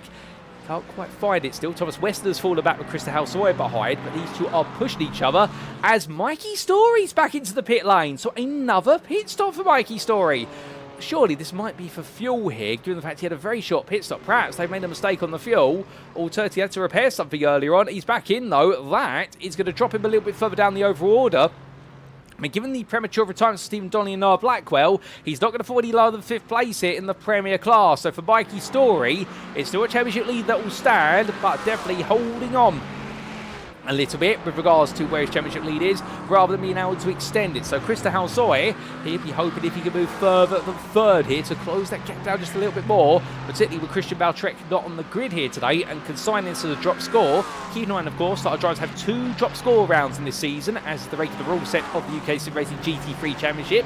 So therefore, this is one of those seasons where you can really afford to lose some points, but you've also got to be ready to maximise them over the 8 rounds that matter most. And well, as we continue to watch this battle for the lead of the Premier Class play out on your screens, Louise Perra looking very close over the mountain there, but Samuel Clark is holding on. These drivers coming on through, and as they do, we say hello to Joe Nathan there in the YouTube chat, who says the Friar was so unstable here, the bend before the final chicane was a corner, and that is in reference to turn number 20, where they make the way off of Conrad and on to the chase, and well, a very slippery circuit, no doubt about that. And indeed, the Ferrari is struggling, but to be fair to Joe Nathan, if he brings home that 3rd place, he doesn't put himself out of contention for the title, he just makes his work a little bit harder, presuming Richard Simnor takes the win here today, with Ashley Cooten gradually falling away. These drivers right now weaving away through, and Louise Perra much closer now. He's going to look round the outside here. He looks back to the inside. Louise Perra fried it left. He's fried it right. He's going up the inside. Can he get it done? He looks like there's contact. There's a little bit of slide loose result. Samuel Clark going sideways, and here comes Thomas Weston. He puts up the inside. I think that Samuel Clark won't be too pleased. Did they touch? That's the question. Weston immediately backs off there, and Thomas Weston right now letting even Christer Halsoy goes. And you've got to understand, I think Weston at this point, there's 2 sides to him. There's a devil on one shoulder and there's an angel on another, and they are fighting constantly for Weston. One is saying, don't do anything to compromise the Evo win. Don't pass anybody that's not in your class. Let them all go. The devil's saying, we'll pick up the places, and Ricardo Louise Perra there gives the place back to Samuel Clark. What a brilliant bit of gentlemanly racing there from the Portuguese driver, letting the Briton back on through. He respects the fact that he went for the move up the inside. It wasn't necessarily on, and he gives it back. Now they've still got 12.5 minutes or so to go. Well, I can tell you one thing, ladies and gentlemen, if there was an award for sportsmanship right now, Ricardo Louise Perra would be earning it in spades this season, because he has driven one of the most fairest championships of the season. Even if he doesn't become your Premier Champion, he's definitely going to become a People's Champion at the end of this one. He gets my vote, no doubt about it. I'm not allowed to have favourites, but in this case, I'm going to make an exception as he makes his way around, and Samuel Clark, I think, will be very grateful, as that's not what you want to do, Ricardo. Don't hit the wall, as he taps it there, and a bit of dust comes up, and well, thankfully, it's a flush hit with the wall, not a full contact hit. But you can imagine if you got it slightly wrong, that could have gone very, very wrong. But in due time, as we then make our way to what is St. Anthony and Nathan Anstis, well, Anstis fell 1.5 seconds back. What was 3 laps to go, and well, suddenly he's back there with him again. So right now, Nathan Anstis, I think he backed off, worried about being too close and burning the tyres, and now he wants to go on the attack here once more. But how long can he attack for? That's the problem. As we then come back to Louise Perra versus Samuel Clark. Clark holding on this time, and indeed that Aston Martin, look at the speed that it's coming out of the chase chicane with. Samuel Clark immediately goes defensive. He knows he's got to defend this. Louise Perra looking around the outside. It's not really a conventional way of attacking a Murray's Bend. What you can do is set up a switchback there, and that's what he goes for. But now, do you make the move into Hell Corner? Do you turn it into a drag race up towards Griffiths, or do you alternatively let it go? And the answer is he lets it go and takes the slipstream, but it wobbles wide there on the exit curb. But I think right now Louise Perra demonstrated the fact they've got that car very low over the rear end, and that's getting unsettled on the high curbing. But he could be any closer right now as he inches little by little all over the back of his rival. Does he go up the inside? Here he does. He cuts the inside, then thinks about it twice. Right now, Louise Perra is keeping everybody's guessing. He's even keeping himself guessing, I suspect, as we jump on board with a 1-2-1. And right now, here's an incredible battle building up here. We've still got 11 minutes to go. And well, if we could have screen, we'd show you Anthony versus Anstis as well, because they're only 3 tenths apart as they make their way over the mountain. We'll come to them as they make the way in towards Forest Elbow. But right now, Louise Perra is the focus of our attention as he chases down Clark, making the way all the way around here, and we're in towards turn number 9. You can see how confident he is with the width of the road he's using. Clark the same as well, but Louise Perra's just using a little bit more. He really is now keyed in here, is the Aston Martin driver, but the problem is he's got to find a way through, and that is so hard when you've got a road that's only wide for 2 at the best of times, and that's if you give each other millimetres of room to survive. Coming in towards Forest Elbow, no change here, as from them we come to St. Anthony versus Nathan Anstis. This gap is 4 tenths as they head onwards, and as they roar their way down the stretch, well, it does seem as though for Nathan Anstis it's going to be a game now of waiting until he can make the move, because gap is 3 tenths, but he doesn't want to close up too much, and I think both McLarens here are struggling with tyre life, but Anstis is trying to pick the right time to attack. coming back from them. We'll look to Louise Perra versus Clark. Clark still holding on there. But right now, Louise Perra watching, very eager to attack if he can. And we look back to your leader of Richard Simnor, overall and in elite. And Richard Simnor right now, where he's opened up a 2-second gap to Ashley Coutland. We are hearing that Relentless Racing actually put a little bit of extra fuel in the car, perhaps more than they should have, whereas DCW Racing opted to put a very marginal amount of fuel in the car, and well, that's able to get ahead. But then again, you never know what could happen towards him. Will Simnor have to do some fuel saving this, so can Coutland get close? We will keep an eye on it. But hold up a second. We've had a big... Oh my goodness, there's Louise Perra. Louise Perra's got around. He's got it all wrong at turn number 1. Was he aided on his journey or not? Because there's Hendrik Zilka coming on through. And what Sonny was looking to be an opportunity to level the championship coming into the season finale. It's all gone backwards to Louise Perra. And Luke Sherlock's in the rear of the picture. Sherlock surely now is going to have his fangs bearing. And if so, well, can the Penzol machine finish third? Can it take its first podium of the season? We'll wait and see. But what we can't wait for is a replay of what's happened. And let's find out immediately, ladies and gentlemen. This was only moments ago for Ricardo Louise Perra. What went wrong? Here we go. So this was coming into turn number 1, looking then for a potential move, but too far back. Exited the corner, carried more speed, and it's what happened the previous lap. The rear of the car bumped up onto the exit curb, but because he carried more speed and there was more steering lock on the car, in the end the rear came round as a result of that knock on the rear suspension, and that explains it. And for Ricardo Louise Perra, well, the car was absolutely set up to be as light and quick as possible, but knowing the limits of the car, and then he pushed it far beyond the limit, and unfortunately the SRI Privateers, the Caribbean driver, find himself hastily going on the round, and with some major damage. That may be it. He may have to settle for third now, perhaps even be at risk of finishing outside the top 3. Let's go back to your live racing. And as we come back, well, we come back in good time and good health of racing as well, because we come back then to the pro lead battle. 7.5 minutes are left. Anthony versus Anstis. Both drivers here chasing, I do believe, their first win of the season. And, well, Anthony's only had 1 podium. It was second place in the season opener. Nathan Anstis has only had 1 second place. It was last time out. So both of these drivers have been bridesmaids, but they've never been the bride in the pro class. Which one of them is going to become the bride, and which one is going to be chucking the coronation of flowers over their shoulder and leaving it for the other one? As they make the way up the hill, we'll have to wait and see, because right now it is absolutely on rails and nails between these two. Further down the order, that is Rob Windsor taking a rally cross line there. That's not how you normally do the chase chicane. Well, Joe Sparrow got it wrong slightly as well, quarter exit. I think both drivers there battling with each other and both getting it wrong of their own volition. We'll try and understand what's happened there as your second place Evo driver, Simon Hartley, goes up the inside. Well, he'll be happy with that. But meanwhile, we come back to the Pro League battle. And, well, Sciency there, if he went any closer to that wall, I think he would have brushed it. And with the UKSimRacing Price driver right now, channeling is in a Tom Price. And for those who are not in the know, Price, or Tom Price, being a reference to the only Welsh Formula 1 driver in history, Tom Price, who unfortunately did not get to spend too much time in Formula 1. I do believe he passed away only after a year in Formula 1, unless I'm very much mistaken. But indeed a celebrated hero of motorsport in Wales. And that's why Welshman Si Anthony does run for UKSimRacing Price in honour of one of the country's biggest stars in motorsport.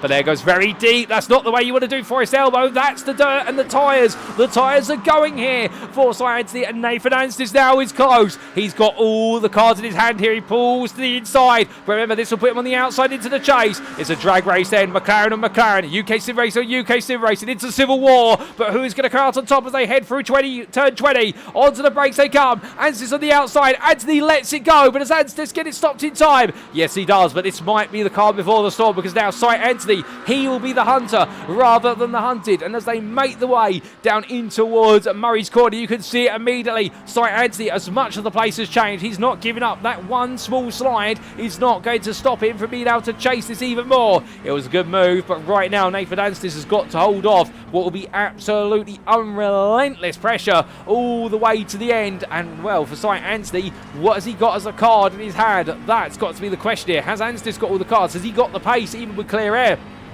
So then Si Anthony's got double the work to do here as they head up towards what will be turn number 2. But that's what we're waiting to find out as they get themselves in position for Griffiths Bend, but you can see already that gap, 3/10 on entry. It's not getting any bigger, it's not getting any less, but it'll be over the mountain, which is where we see whether the gap opens or closes. If it opens up, that'll be a sign that Anthony is the driver right now who's got more pace in the car versus Anthony, and that could be a sign the gap will only continue to widen.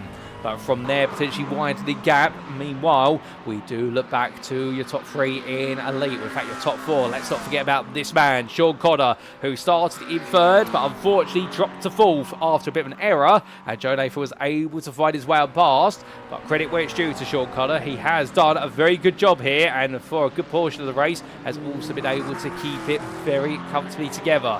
Still, this will be a good result from him, and he'll know today he was only 5 seconds off of this man, the Rage Against the Game esports driver of Joe Nathan, who I think right now is just happy to be surviving in this Ferrari, given how slidey it has been over that rear end. Then we have Ashley Koopman still chasing Richard Simnor, gap holding at 2 seconds between these two, and it really is a game right now of who is going to make the first mistake in their exchanges. As they continue the way now towards lap number 28, of which they will then, after that, get one more lap in before we bring this race to a close. Well, these drivers, they're all impressing, as is Thomas Weston, your Evo leader, who today has not put a foot wrong. He has really driven an incredible race here, and, well, this will be a contender for one of his races of the season, there's no doubt about it. But right now, Weston just has another 2 laps after this one between him and the checkered flag, and what will be his 3rd win of the season, and something that puts him on course at least for a top 5 in the championship, if not a top 3 at Watkins Glen, depending on how the results go there. But from them, we come a bit further back to Simon Hartley, the 2nd place Evo driver, who finds himself in the very close company of Mikey Storey, who I think if Storey was any closer, he'd be riding the back of that McLaren. Here's the 007 we're looking back from the rear of. Well, shaken not stirred was Bond saying, but right now is Simon Hartley shaken and stirred to action? That's a question only he can answer as they make their way down. The Dexterous Motorsports BMW here looking one way, then the other. Find its way in at the moment, and in the end he's going to cut to the inside, and that's going to be Simon Hartley lifting off there, lets it go, and well, smart move there from Hartley, and gives Mikey Storey the benefit of being able to just simply take the natural racing line.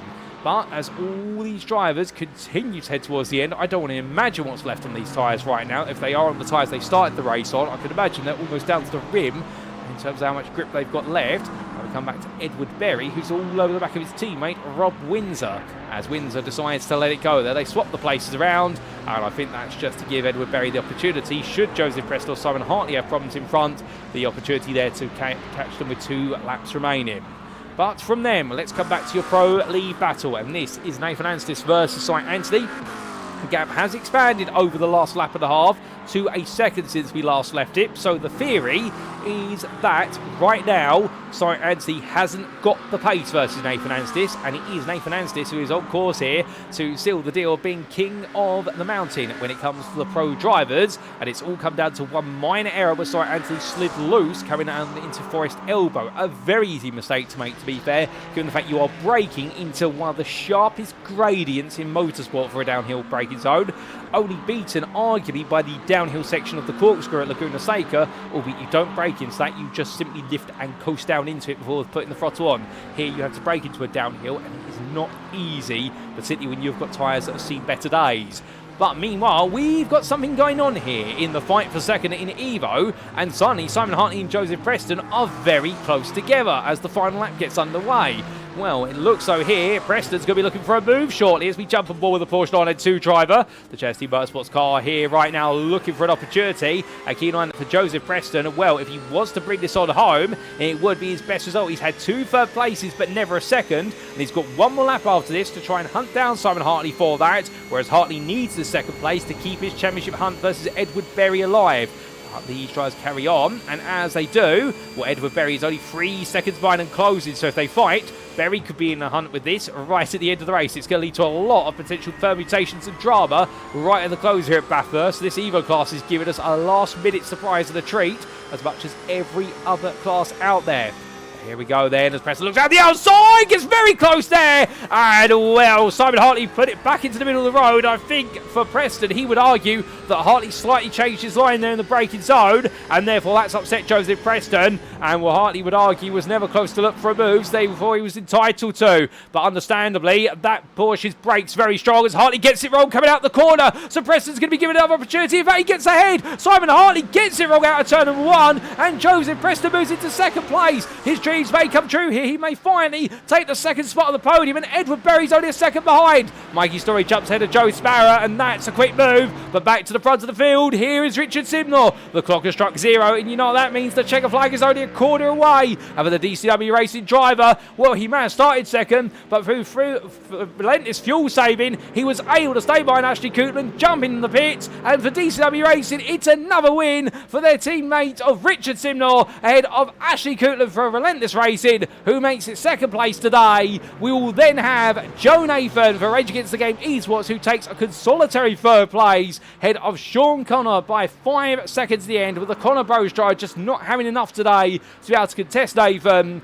Then in the fight for pro victory, and it's Nathan Ansters who takes his first win of the season for UKSimRacing ahead of Cy Anstey. It's 1-2 for the team. And for Samuel Clark, it is a championship crown in Premier that inches ever closer to his hands as he takes the Premier win ahead of Christer Halsoy. And Thomas Weston takes his third Evo win of the season with his best drive of the season. One absolutely brilliant drive to 9th place overall. Hendrik Zilka takes the runner-up spot there in the Premier class, just ahead of Ricardo Luis Pereira, who has to settle for third. And then Luke Sherlock, how about this? He takes 4th place in the Premier class in an absolutely flawless race. Look how happy he is, shaking the car from side to side. I don't think he can quite believe it right now. He's over the moon with that. We're over the moon for him. And then it will be Darren Sharp, who's 4th of your pros in 13th place, head of Mikey Storey, who's still got a bit to go, but look at the story behind him. And in fact, Simon Hartley is struggling in the rear of the picture. I think Hartley's going to lose out to Berry here. Berry's going to look for it. He's not going to get it. So in the end, as Sparrow and Story finish ahead of him, it will be Joseph Preston who takes second in Evo ahead of Simon Hartley around to the podium. And Edward Berry in the end just needed 2 more corners, I suspect, to get that move done to be on the Evo podium. But still an important result as Simon Hartley gives a reenactment of what almost happened to him on the previous lap. And well, with that, we've had Rob Windsor just finish his race outside of our commentary booth window. And we'll have Casper Brotner and Darren Giacomelli to be your last lead lap finishers as they make the way of through. But as they do, here comes Casper Brotner, and making his way through the corner right now. Well, it will be a 5th place in the elite class there for Brotner, and Darren Giacomelli will be your 21st and last finisher, 5th place in Evo, and his best result of the season at that, in an Evo field that definitely saw a bit of difficulty for several drivers. But as the drivers cool on down and calm things down, well, for Richard Simnor, it is another win that's come along, and with it, he extends his championship lead at the top of the elite class to the best part of what will be 50 points almost. And he will know, going to Watkins Glen, it is advantage Simnor, pressure, and disadvantage Joe Nathan. And Ashley Coutland, well, as he makes way into the pits, it'll be a happy day, but a bittersweet second place. He knows a win was possible here today. The team will say, what did we do wrong? And I think one of them might have been putting too much fuel in the car. But in the end, well, he definitely earned that second place, but I think he wanted a bit more. Samuel Clark, he makes his way down the backstretch, and he will be absolutely pleased with this one. He survived the test of the mountain and put together an absolutely brilliant job, no doubt about it. But as he makes his way together right now, it is Samuel Clark who seems to be on course in the Premier class. With Thomas Weston, well, he'll be pleased with another Evo win. He knows he's not in contention for the Evo Championship, but I think he's beaten himself today, and he's beaten the devil that's been on his shoulder all season long, when he's put himself in some very good positions, only to sacrifice wins through the most adverse of circumstances. And well, he's finally got that together. But as we do let Richard Simnor lead us back to the pit lane then, ladies and gentlemen, as I stumble over my words, well, I can imagine the 3-2-1 here is almost out of fuel, and it will be spluttering along, but we will splutter away then with words all the way to your race results, subject to Eddie Stewart's inquiries. And here we go. So taking a look to the race results in the end, and here they are. And we start with the overall finishing positions as always. And provisionally, for round number 9 of season 16 of the SimRacing International hosted UKSimRacing GT3 Championship, brought to you on iRacing. Richard Simnor took victory for DCW Racing overall in Elite by 8.5 tenths over Relentless Racing's Ashley Coutland. Then it was Joe Nathan who took third there for Rage Against the Game Esports, and unfortunately not on the pace of the top two in the end, but still took third place and did as much damage to the imitation as he could. In fourth, it was Sean Connor for Connor Bros, and one of the McLaren driver there keeping it together, where many would lose their head, but unfortunately not quite able to make it onto the podium and had to match his season best performance from Suzuka. Nathan Anstis, a first-time win in the Pro class and his first ever overall top 5. Well done to the UKSimRacing Mansell driver. He'll be absolutely pleased, and he'll be challenged in a red 5 in the car, as of course in reference to Nigel Mansell. Meanwhile, it wasn't quite the success that he wanted to bring home in honour of Tom Price, but still for UKSimRacing Price, Cy Anthony there with an absolutely dogged and determined second place, with a small error at Forest Elbow being the difference between him winning and falling second to Anstis. Sixth on the road still, ahead of Samuel Clark, your premier winner, and well done to the Dexterous Motorsports driver who in the end stayed out of trouble, played it smart and didn't put a foot wrong. Christer Halsoy was third in the Pro class. He'll be happy to have finished ahead of Mikey Storey. However, the real story of today has been that Mikey Storey has not had too many points gained on him by Christer Halsoy, and the Tractics Race driver will be wondering why it was two McLarens today were able to outpace him so convincingly, and now he's got even more work to do at Watkins Glen. Thomas Weston, best driver of the season for the Evo driver, hands down so far. The privateer there delivering his third Evo win, and in this one, playing it absolutely smart. Put it right inside the top 5 in qualifying overall, but decided as soon as he felt any pressure from any other driver, any other class, he would let it go, and that is why he's your Evo winner, and he'll be pleased as punch with that.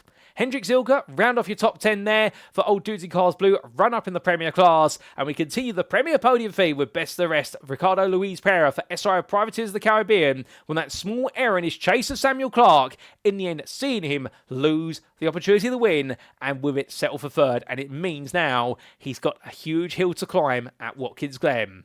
Luke Charlotte there, 12th overall, his best result of the season and a faultless race day for the BMW driver. Well done to him. That deserves a huge round of applause. And then we do see Darren Sharples there, 4th place in Pro, 13th overall for Old Dudes in Cars Blue, ahead of Mikey Storey.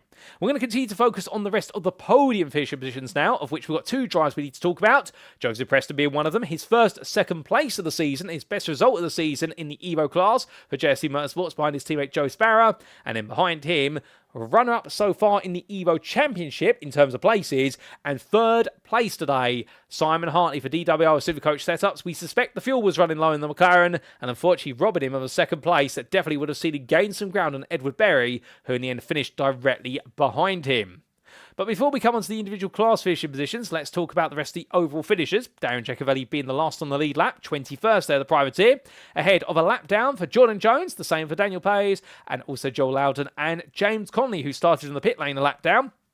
And we unfortunately did see several non-finishes, including that for Daryl Giacovelli, for Javi Sierra, also for Alan Lever, and we also saw difficulty early on for Alex Brown. Shane Connor also succumbed to difficulty, with Alex Brown and Shane Connor both being caught up in the same incident section at the cutting on the opening lap. And it was also a non-start there for the pair of pro drivers of Stephen Donnelly and Noah Blackwell. But where do they all finish in class? That's the big question, because we want to know where the points are going. We start with Elite, and Richard Simnor, your winner then for DCW Racing. He adds another win to his hat, and with that now makes it 4 wins to the 3 wins of Joe Nathan, and it is a championship lead that is increased to almost 50 points. Behind him, Relentless Racing's Ashley Coutland, who takes a season best performance there, and well done to Ashley. A very good drive, but I think he'll be slightly gutted he could not make it the win, and in the end had to settle for the second step of the podium. But good news, Ashley. You took third 2 rounds ago. You've now taken the second, so surely the progression of the sequence has to be you have to win at Watkins Glen if we do the predictive maths. However, that maths may be subject to what will be results next time out, so you never know. Joe Nathan took third place there for Rage Against the Game Esports and did an absolutely brilliant drive, no doubt about it, but not the drive he wanted. He'll be happy to have survived Bathurst, but he'll know now his task is just that little bit bigger as he returns to home soil and has to try and steal away the crown in front of a home crowd. Then it was Sean Connor who took 4th there for Connor Bros, at a Casper Brotner for Old Dudes in Cars, and in 18 laps down with a retirement, Javi Sierra. In the Pro class, we do come to them, and the second of our classes, It is Nathan Anstis then who takes his first win for UKSimRacing Mansell, just forcing UKSimRacing Price's Sight Anstey to be the bridesmaid, but both of them putting on season best performances. Christer Halsoy was third for Track 6 Racing, couldn't quite touch the top two, but was the best of the rest, head of Darren Sharples for Old Dudes in Cars Blue, and it was a further 21 seconds to a double stop in Mikey Storey today for Dexterous Motorsports. It was non-starts, however, for Stephen Donnelly for JSD Motorsports and SRI 7 priority of Ryan's Noah Blackwell. In the Premier class, well, here was the story, no doubt about it. Samuel Clark for Dexterous Motorsports, your winner by 7 seconds, but it doesn't tell the whole picture of the pressure he had over the entire race between him and Ricardo Luis Pereira, but an error for Luis Pereira saw Hendrik Zilka able to squeeze between the two and hold on to second there for Old Dudes in Cars Blue, and with it give himself the best possible opportunity to take a top 3 this season in the championship. The Portuguese driver behind him will be gutted for SRI Privateers of the Caribbean, and he'll know now Samuel Clark just moves a little bit slightly out of his reach, but anything can happen in the season finale, and it normally does, if previous seasons are anything to go by. Luke Sherlock took 4th place, a season best performance there, and arguably perhaps the drive of the day alongside Tom Weston. The fact for the first time this season, Luke Sherlock has had no trouble and has not made any mistakes, and almost at one point almost came close to a podium as well, you could say. But he'll be very happy with that 4th in Premier. Head of JSD Motorsports is Joe Sparrow, who delivered another consistent drive to 5th in class. Rob Windsor had a bit of difficulty towards the end of the race, had to settle for 6th for UKSimRacing Hill, but was a lap ahead of Old Dudes in Cars Daniel Pays, and the same for James Conley for UKSimRacing Hill, and it was retirements for Alan Leather and also Shane Connor for UKSimRacing Mansell and Connor Bros respectively. Then lastly, coming to the Evo class, let's talk about their story, and we did see the story today was Thomas Weston has put some of the racing demons at bay, and the privateer in the Ferrari delivered a sensational pole lap in class, dominated qualifying and dominated the race through one of the smartest races anybody has driven in recent seasons. Joseph Preston took his first ever second place, a season best performance there for JST Motorsports, squeezing ahead of Simon Hartley right at the end by putting on some big pressure, and Simon Hartley not seemingly having enough fuel to get to the finish for DWR with Simcoach setups, but he did get himself home just ahead of Edward Berry, who in the end took 4th place there for UKSimRacing Hill and knows now that he has his fate in his hands with Hartley dropping the points today. Darren Giacovelli, he was the last of the lead lap finishers in the Evo in 5th, head of DWR Simcoach setups Jordan Jones with a late error that cost him a chance at a top 5, and he was lapped down ahead of SRI with same priority of Brian's Joel Loudon, and it was non-finishes for Darryl Giacovelli and Sloan Steve Racing's Alex Brown, who was unfortunate to miss out given this is one of his favourite circuits to race at. But with that, ladies and gentlemen, that's a rundown of all the provisional results subject to Eddie Stewart's inquiries, and with that, it is now time for us to wrap up.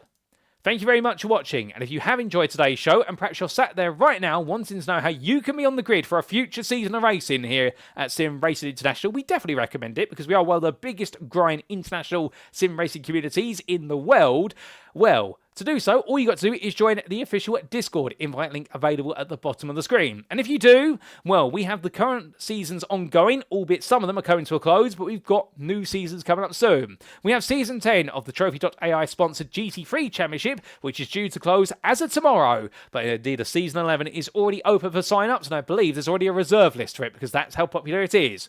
But if you're not a weekday warrior, you're more of a weekend warrior, you can get on the grid as part of the UK SimRacing Community Sunday GT3 series, of which, of course, we have one more round to go, but Season 17 is open for sign-ups, and I do believe we have a reserve list for that as well. If you want to race on Sundays, that's weekly. If you're looking for something that's a little bit more spread out, perhaps multi-class, well, we've always got the America's GT Challenge, which runs every second Sunday. It's a celebration of all circuits around the American continent, but it's also multi-class like you've never seen before. You've never seen GT3s and GTEs share the same circuit, have you? Well, we're doing that in the America's GT Challenge, and I can tell you one thing, it has surprised everyone with how good it is, as the cars that have been replaced by GT3s are only a couple of seconds faster than their GT3 counterparts, and it leads to some absolutely dynamic racing over the course of the best part of 60 and 90-minute races.